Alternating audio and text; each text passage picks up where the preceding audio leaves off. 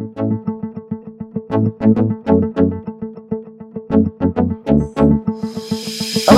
I'm retired Battalion Chief Larry Cockman from the Greensboro, North Carolina Fire Department History Book Committee. We're here today at the Greensboro Historical Museum. I'm standing in front of the General Green, the first steam pumper, or as they called it back then, the steamer. Today, December 9th, 2019, we are starting a new tradition of recording and preserving the heritage and culture of our retirees. Our retirees have contributed so much to the success of our great fire department. Their stories retire with them and are sometimes gone forever when they pass away. They will share their emergency calls that will always be a part of their memories forever. So sit back and listen as they carry us through their journey in the Greensboro Fire Department.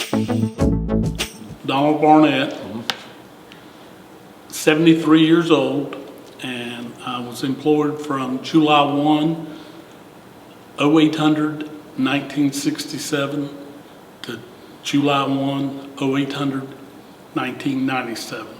30 years to the second, and enjoyed every bit of it. I retired as a captain. I was born and raised in Elkin, North Carolina, moved to Greensboro when I was in the 4th grade, and lived here all my adult life until I retired. I graduated high school at 17, joined the Army 1 month later, served 3 years in the Army, E5 when I got out. 13 days later, I joined the fire department. At the time, it was just a job till I found something else possibly. I had never thought about being a firefighter. I don't know that I was crazy about seeing fire trucks going down the road. Like I said, I'd been in the military for 3 years, got out, and 20 years old, hard to find many jobs. And talked to Chief Fouché, and he said, well, you're the right age, but he said, you know, you're ready for the draft. And I said, well, I just got out 10 days ago, and that was my background investigation. He said, you're hired.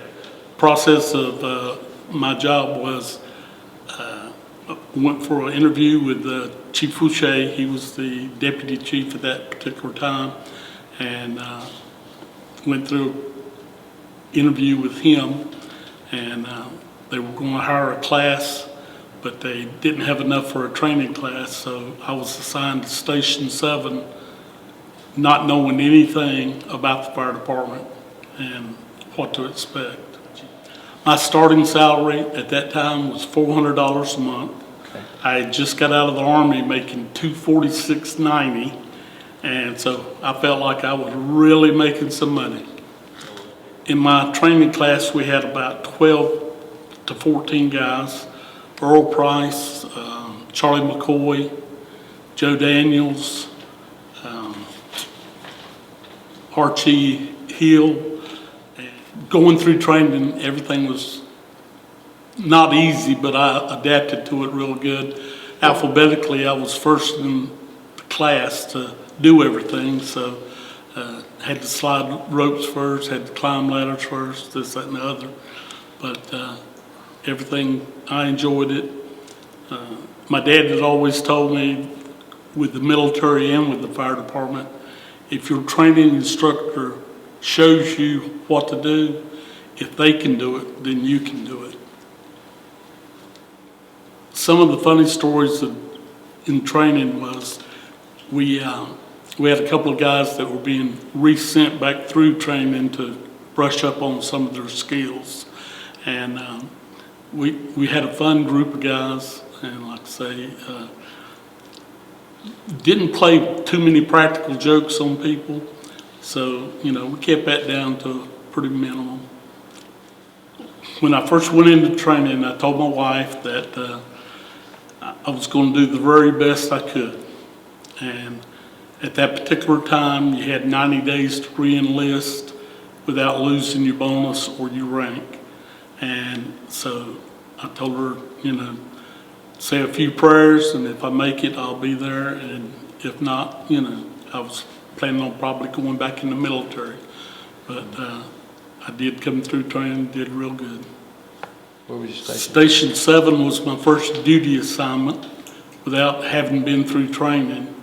And nobody told me that when you hang a left out of the firehouse, better hold on as you go across the railroad tracks, because I was trying to put my coat on, and the guy, at that particular time, you rode the back of the truck, and you didn't have harnesses to hold you on and everything. So I was trying to sling one arm around and get it on. And about that time, we hit the railroad tracks and almost came off the back of the truck. Well, the back of the truck at that time, Tailboard. you had your hands up over your head. You couldn't see the truck, front of the truck. You didn't know where you were going, what you was doing. Didn't know if you was getting ready to hit a car or not. So you were just hanging on for dear life for the most part. Yeah. At that time, you rode the back of the truck, rain, sleet, snow, hail, whatever. They were convertibles at that particular time when I came on. So when you did get to drive, it was kind of crazy that we had windshield wipers and an open cab truck, so you'd be, getting wet and, as you're driving down the road and the wipers, I don't know what they were doing, but they were doing something. Mick Needham was my first captain at Station 7, and he was a bear, and he was a hell of a firefighter. And at that time, it wasn't cool to wear your air mask all the time. Be sitting, going inside of a building, and you'd hear him say something to you, and you look around, and he's in there knee deep in smoke like you were, but he was without his mask on.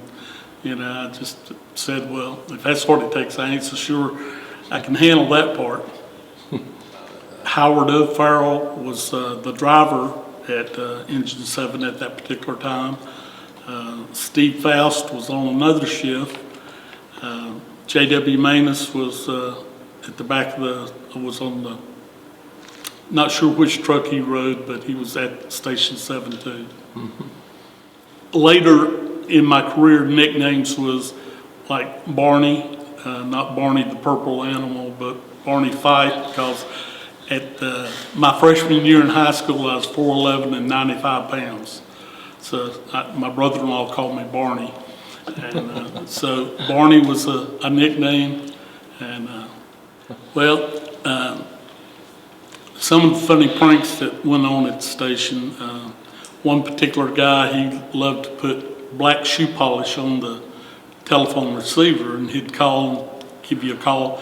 You'd pick it up, and you didn't realize it, but you was covering yourself in black shoe polish. Mm-hmm. So he always wore headsets when he was listening to his music. So I got the headsets and put black shoe polish all around both ears, and he's just laying there listening to music, moving around. And when he took it off, he didn't really think it was all that funny then, but that was one of the things. Another one was run wires through the ceilings to drop baby powder on people while they were laying in bed asleep, and short sheeting people.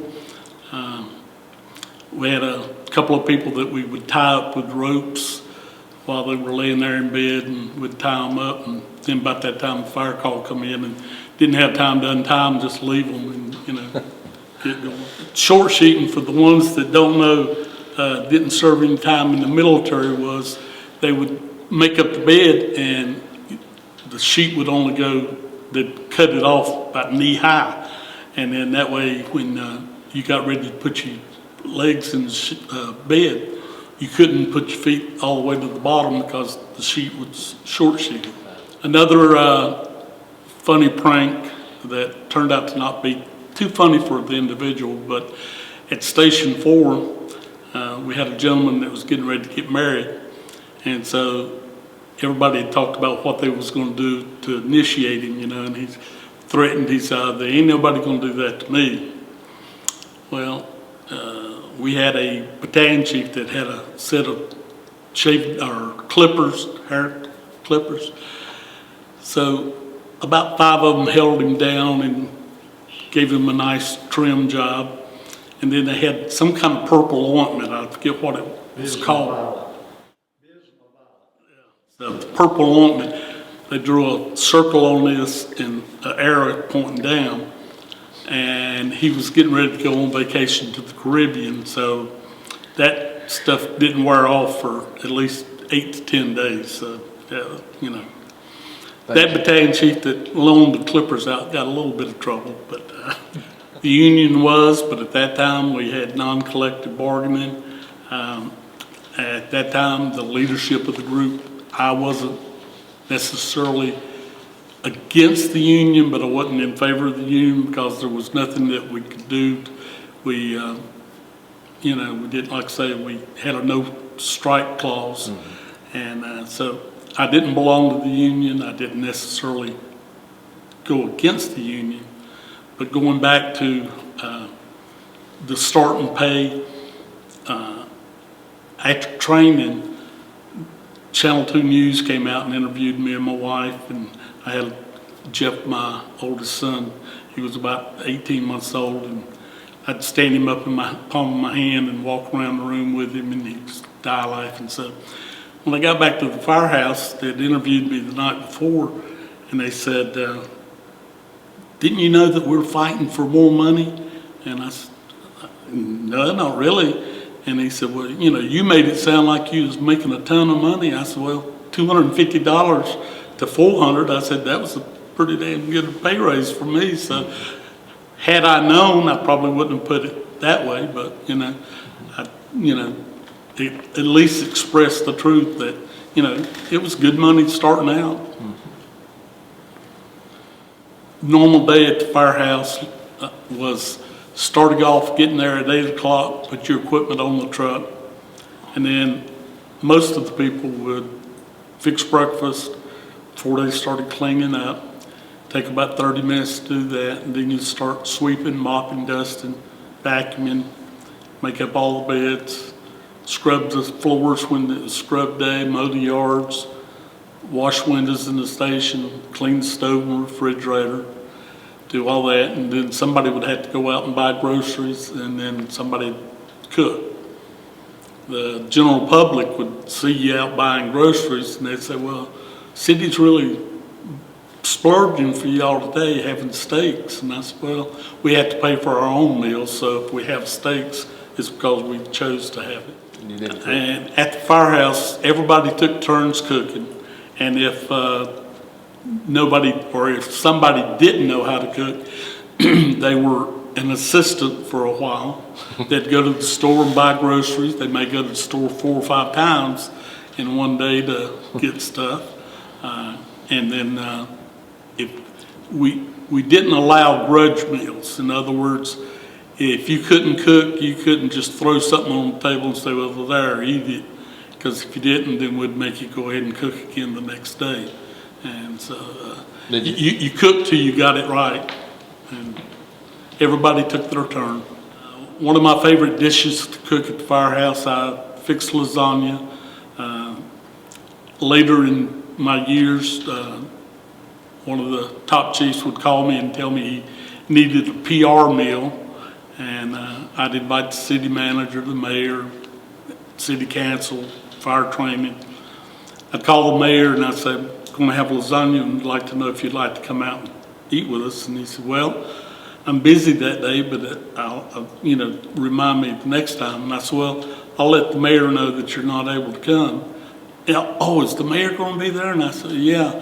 He said, well, yeah, I can make it. So I'd hang up from him and then call the mayor real quick and say, wanted to invite you out for dinner. Well, I'd love to, but I'm busy that day. I said, well, I'll let the city manager and fire chief know that you're not going to be able to make it. And then called the city council, same thing with them. If they'd all been sitting together, I'd probably been up the creek without a paddle, but you know, sometimes you had to do what you had to do. Well, when I came on, and most of my first part of my career, slept in a bay with 8 or 10 other guys. And later they have come around to making cubes and stuff like this. And this was probably brought on more for the fact of the female firefighters having their own privacy versus sleeping in a big dorm with all the guys. the one thing at that particular time that I didn't think was right, the lady firefighters got a captain's room so they would have privacy, you know, in their own bathroom. And that was something that most of us had to work for, was to get that other room. And so for two captains, they had to share so a female could have a room. It didn't seem right, but at the same time, you know, I respected her privacy and all like that, but I enjoyed working with the lady firefighters that I had on my company. Well, from the time I came on to now, I'm sure the daily topics probably different, but later in my career, we used to come in and, you know, I'll use the analogy of a barber friend of mine. He made fun of us being a firefighter because he said we didn't ever do anything. And I said, well, when I came in here, you didn't have anybody cutting their hair. I said, what did you do before somebody got here? Well, I swept and I mopped and I dusted, and I said, so you cleaned up just like we did. And so later we had test hydrants, building inspections, pre-plans. So we got away from the sitting around the firehouse deal to actually being out in the public doing different things. And I'm sure that there are more than that now. But I think, you know, about the 10 to 15 year mark, I think that's when we really got out into the public side and did more stuff. And I'm sure that today's firefighters wear many different hats, doing different things, still staying in the public eye. And in my younger years on the fire department, we'd have retirees come by, and everybody would sit down to talk for a few minutes, and gradually, one by one, everybody would sort of disappear, and one person was left sort of sitting there, babysitting, talking to the person, trying to, you know, make them feel comfortable being there. And now, when I go to fire stations, I find myself, I walk in, I don't recognize anybody there, and it's a major difference when you know what it was like as while you were young, but walking into that firehouse 20-some years later and nobody recognizing your care, you know, it makes you feel like what you did wasn't really recognized and wasn't important. Well, I mean, you know, you can't make somebody sit down and talk to somebody. I mean, you know, it's nice that somebody sits there and talks with them for a few minutes until you can get back to work. But, you know, it's always nice if the younger guys welcome them, especially if they say that they're a retired firefighter, that, you know, or to sit down and just ask a few questions, ask them what it was like, what did you do, you know, when you first came on. I'm sure one of my first fires that I remember were down in the projects off of McConnell Road, going down through there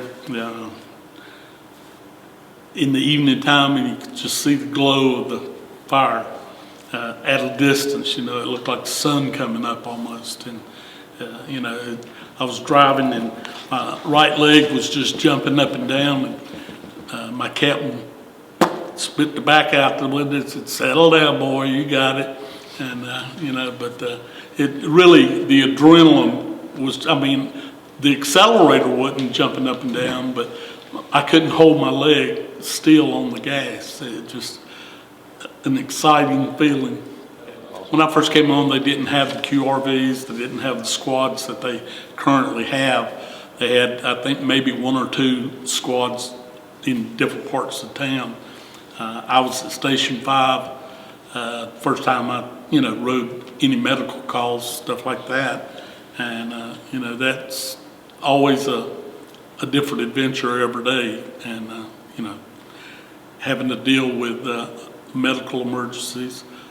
One of the calls that I went on was one of my dad's best friends, and he was laying there, he had a heart attack, and we rolled him over and did CPR, and fortunately enough, we brought him back. Before he left on the ambulance, he recognized me and city is happy to see me there. Playing a part in saving somebody's life, you really don't know the feeling at that particular time. You're excited, you're doing the job that you're doing, and you don't really sit back and think about it. But then when you've got a day or so to think about it, it makes you really feel good that you did serve and help somebody. You're not going to be able to save everyone, but I always told the squad guys that in my opinion, I didn't think it was good for them to go to the hospital to visit the patient, because if they're in the hospital, you got them out of what situation they were in. You got them in the back of the ambulance, and that's it. To me, that was saving somebody's life. If they died after they got there, that's not on you. You left them in good hands. George C. Brown, across from Station 8 on Lee Street, that was a pretty good sized fire we had. Was out there all night long, freezing, rain falling and stuff like that. And you turn out gear, be iced up. Carolina Theater fire, I was off duty. Me and my brother-in-law were playing tennis at the time, and we saw the smoke and stuff. So we went downtown, and at that time, I don't know about now, but at that time, if a fireman showed up, he'd probably try to help pull hose or change air packs, stuff like that. And I had on shorts and a t-shirt, and one of the battalion chiefs told me to take somebody else's turnout gear and go inside. And that was, when we went inside, it was dark, smoky, and they didn't know if there was other people in there or not. And as it turned out, there was a lady that lost her life that had been there, and probably 25, 30 people had walked right by her, but not able to find her because of the debris that had fell and the smoke. 9/11, when that took place, I remember exactly where I was at, Southport, North Carolina, painting a house. I wasn't a firefighter at that particular time. I'd already retired. And seeing those firemen continually go inside the building, knowing that more than likely they wouldn't come out, but it's still the dedication that the guys were doing their jobs. They were bringing more units, kept coming in. But in my opinion, 9/11 is what made the fire department be a cool job to have, not a fun job. But the people that died years before that were just as much of a hero as the guys on 9/11, whether it was in Mississippi or Alabama or wherever. It just wasn't recognized back then. And so the magnitude of the police, fire, EMS, at ballparks all over the place, they were having firemen, policemen, EMS workers, bringing them in, saluting them, and it became a recognized job, that it wasn't just the old guys sitting around playing jokes on people. It was a job that was really hard to deal with, seeing somebody jump out of a burning building because they didn't want the fire to get them and they knew they was going to die, but I guess their thoughts was that they might live jumping, and they knew they wasn't going to, being in there. People that I looked up to on the fire department, Steve Faust was a high school friend of my two sisters, and I went to school with his sister, and when he came on, or he was already on, and when I worked around him and stuff, I learned some of the things that, his military ways of doing things, and the standing up for himself. We were at a 2-company station, and I had a captain that was set in his ways, and Steve was the new captain, and he was going to run his station. And run his crew. And, you know, you had to learn to stand up for yourself, whether you were the experienced guy or the younger guy. Harold Hall was a good friend, and he was a firefighter that I knew from going to school with my two sisters. And so, but Steve Faust probably was one of the more influential.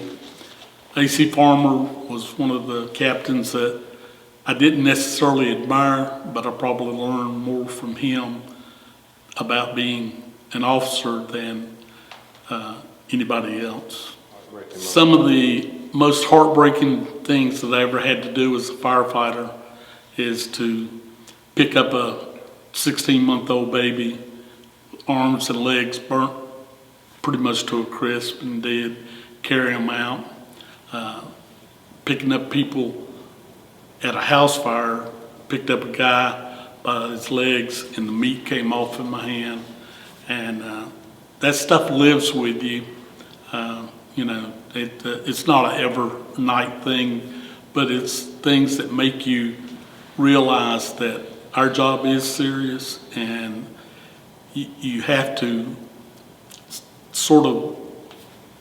you have to enjoy what you're doing and realize that you just seen something really bad, but the next thing might be something very good that you, positive attitude to keep, you know. Proudest moment was the day that Chief Powell slid the captain's badge across the table to me, because about a year and a half prior to that, I had got put on probation for a year. Nothing that I'm proud of on that point, but he's the same one that put me on probation, and he's the same one that promoted me. And I always told everybody on my company all my story of what happened, how I got there, and how you could get out of it. So, you know, I tried to use myself as an inspiration to, I had guys laugh at me while I was studying for the captain's exam. And I said, after I got promoted, then I said, dang, if you can do it, anybody can. And, you know, hey, if that's what it takes to motivate them. I would go back in a heartbeat, probably keep my mouth a little quieter at times, and that wouldn't be me then if I did that. But I wouldn't change anything about my career.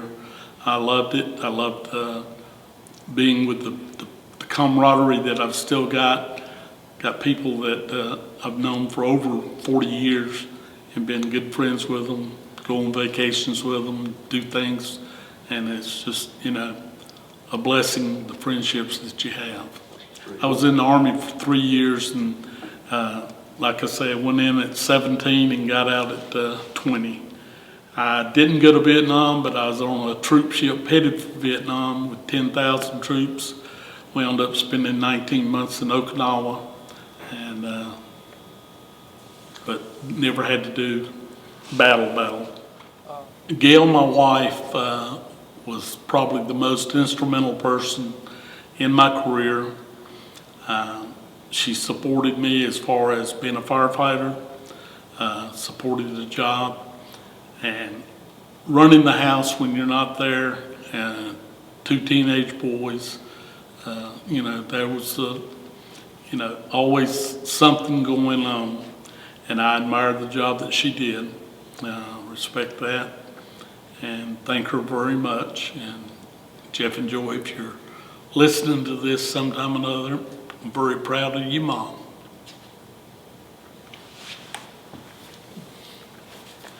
If I had the opportunity to speak to a training class or any firefighters, individuals, I did speak to a couple of classes when Chris Bowman was training officer. And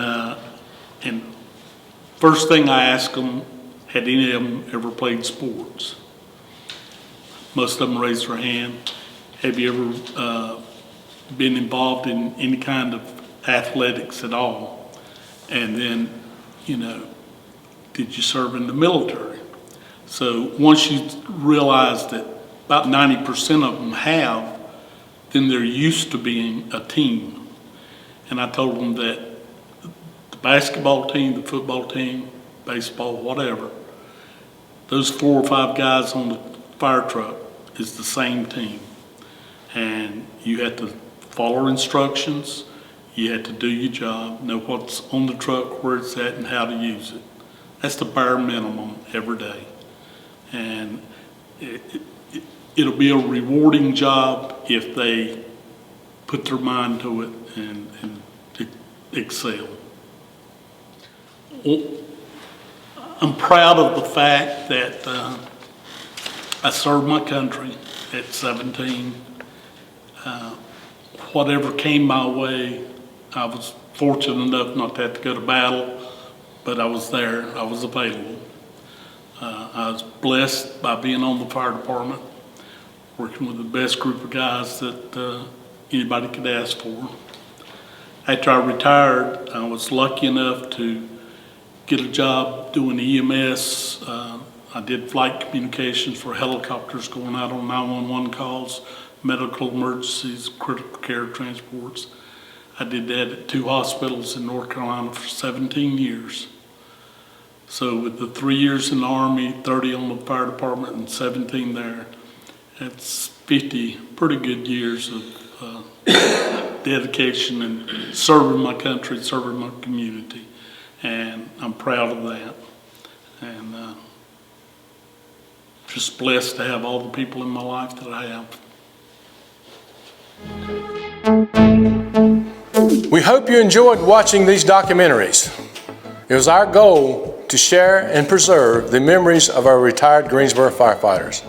It is our desire that these documentaries will inspire future generations to continue the brotherhood, sisterhood, and camaraderie while always striving for excellence in their careers. While fire apparatus, equipment, and technology have improved, several things will always remain the same. The courage and bravery it takes to mitigate natural and man-made disasters will always be a part of the job.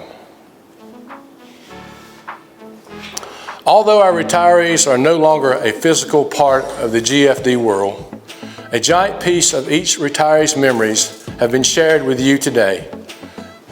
These memories will be in their hearts and minds forever. A special thank you goes out to Captain Harold Haney for his many long hours of recording and editing. Thank you, Harold. A job well done.